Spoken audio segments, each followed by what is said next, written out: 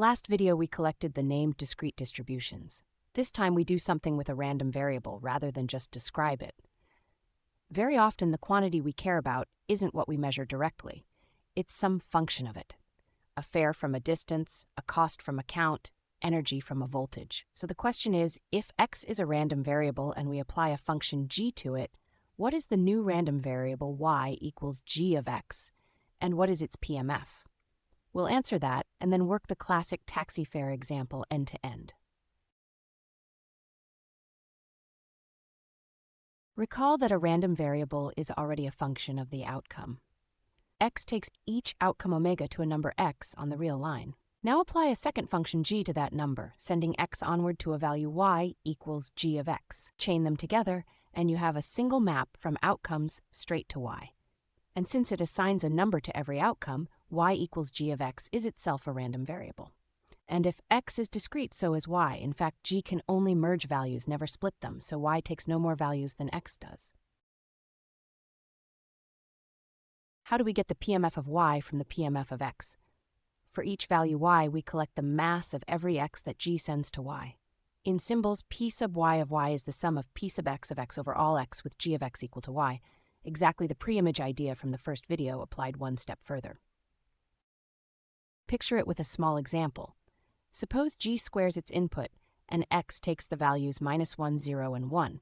Then -1 and 1 both map to 1. So their two bars merge, their masses add, into a single bar of y at the value 1.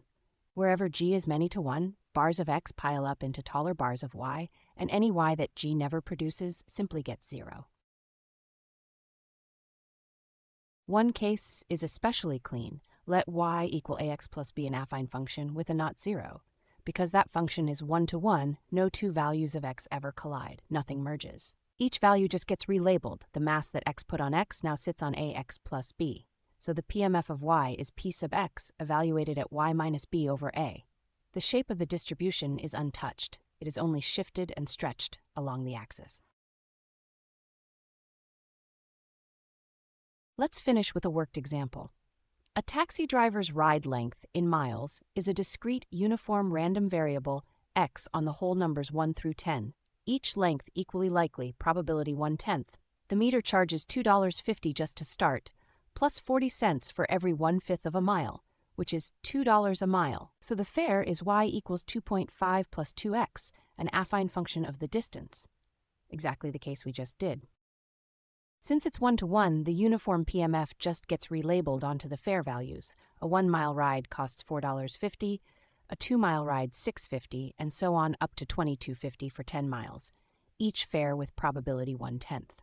A uniform distribution moved onto a new set of values. And that is the whole idea. A function of a random variable is a random variable, and its PMF comes from summing the mass over preimages.